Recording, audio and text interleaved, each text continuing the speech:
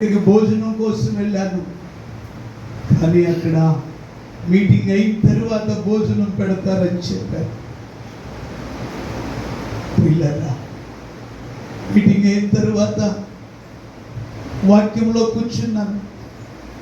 ఆ దైవ సేవకుడు చెప్పే వాక్యం ప్రతి మాట నా హృదయాన్ని గుచ్చుకుంటా ఉంది. ప్రతి మాట నా హృదయాన్ని బద్దలు చేస్తూ ఉంది. ప్రతి మాట నన్ను తల్లకిందులుగా చేస్తూ ఉంది. నా కోసం ఈయనకి ఎలా తెలుసు? నా కోసం ఈయనకి ఎవరు చెప్పారు? నా కోసం ఈయన మాట్లాడుతూ ఉన్నాడని ఆ రాత్రి అంతా చాలా తపన పడిపోయాను. ఆ రాత్రి ఆయన ఏ వాక్యం చెప్తున్నాడో తెలుసా? తప్పిపోయినట్టు కుమారుడు కోసం వాక్యం చెప్తా ఉన్నాడు. తప్పిపోయిన కుమారుడు నేనే కదా, నా కోసం ఎవరు చెప్తారు ఈయనకని చాలా తపన పడ్డాను. ఆ 3 రాత్రులు దేవుని వాక్యాన్ని విన్నాను.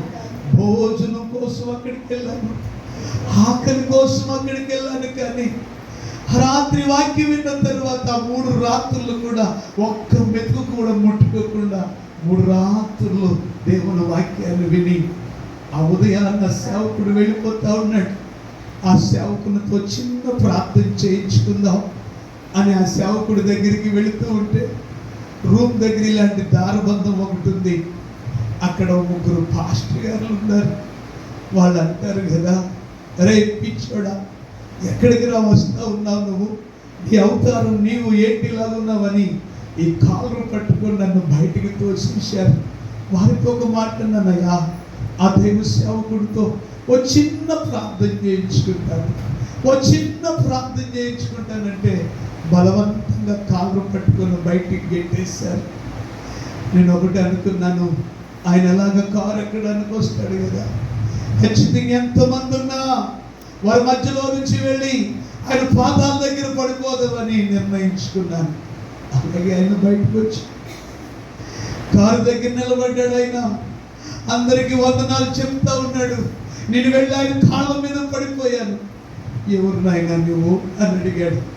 అయ్యా, నా పరిస్థితి ఇది, నా స్థితి ఇది, ఇప్పుడు నేను ఎక్కడికి వెళ్ళాలో నాకు తెలియదంటే ఆయన అన్నాడు, ఎక్కువ కారు అన్నాడు. కారు ఎక్కేసాను. ఆయనతో పాటు నేను మదనపల్లి వెళ్ళాను.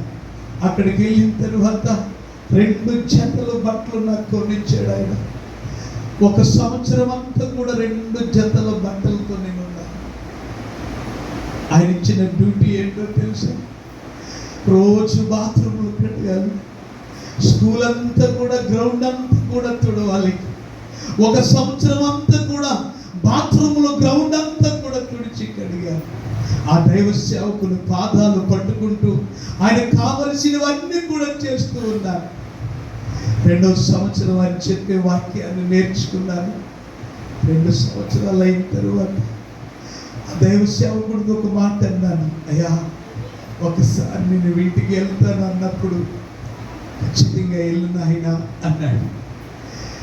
ఛార్జీలకి డబ్బులు ఇచ్చాడు ఆయన. డబ్బులు తీసుకొని నేను ప్రయాణమై ఇంటికి వచ్చాను. అప్పటికి మాది తాటకిల్లే. 2003వ సంవత్సరంలో జరిగిన సంఘటన. ఇంటికి వచ్చి లోపలికి వెళ్ళాను. మట్టి గోడలు మాయన్ని, తాటకిల్లు. లోపలికి వెళ్ళి గోడ వైపు చూశాను. ఆ గోడ వైపులో నా ఫోటో ఒకటి ఉంది. ఆ ఫోటోకు దండేసి ఉంది. ఆ ఫోటో చూసుకొని చాలా బాధపడ్డాను. ఆ ప్రక్కన మా తల్లిదండ్రులు ఉన్నారు. వాళ్ళు ఏం మాట్లాడతలేదు, నేను కూడా మాట్లాడలేదు. ఒక అరగంట సేపు నేను అనుకున్నాను, ఎవరికి చెప్పకుండా 2 సంవత్సరాలు దూరంగా ఉన్నాను కనుక నేను ఎక్కడో చనిపోయాను అనుకొని నా ఫోటోకి వాళ్ళు దండేసేసారు. అప్పుడు నేను అనుకున్నాను, ఈ తప్పంతా నాదే అని మా తల్లిదండ్రులను ఇద్దరిని గట్టిగా కౌగిలించుకొని ఒకరు గంట సేపు మేము ఏడ్చుకున్నాం. గంట సేపు కౌగిలించుకొని ఏడ్చుకున్నాం. ఆ రాత్రి ఒక చోట ప్రార్థన జరుగుతూ ఉంది. వెళ్ళాం.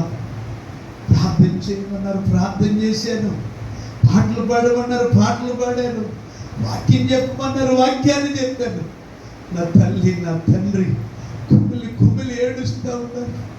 తప్పిపోయాడు, ఎక్కడో చచ్చిపోయాడు అనుకున్నాం, కానీ ఇంత అద్భుతమైన సేవకుడిగా తిరిగి వస్తాడని మేము ఎప్పుడూ అనుకోలేదని లోపడి ఏడుస్తూ చాలా చితికిపోయారు. అలాంటి తల్లిని నేను కోల్పోయాను.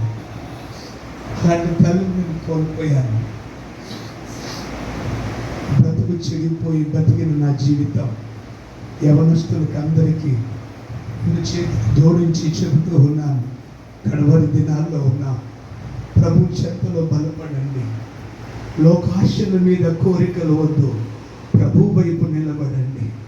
ప్రభు కోసం నిలబడండి. ఆయన కార్యాల కోసం నిలబడండి. నీ వల్ల అనేక ఆత్మలు రక్షింపబడాలి. నీ వల్ల అనేక మంది ప్రభు సన్నిధికి రావాలి. సంఘం దీవించబడాలి. సంఘం ఆశీర్వదించబడాలి. సేవకుడు సంతోషించాలి. ఇరుగును బట్టి దేవుడు ఆనందించాలి. ఆ ఆధిపత్యంలో నీలో ఉండాలి. సంఘం అట్టి విధముగా దేవుని అనుకువ కలిగి నడవాలని ఓ చిన్న దైవ సేవకుడిగా, ఓ చిన్న పురుగుగా మీకు అందరికీ నా చేతులు జోడించి చెబుతూ ఉన్నాను. ప్రభు అట్టి విధంగా మిమ్మల్ని బలపరచునుగాక, ఆశీర్వదించునుగాక, దీవించునుగాక, నడిపించునుగాక, బలపరచునుగాక. దేవుని కృప తోడై ఉండునుగాక. ప్రార్థన చేసి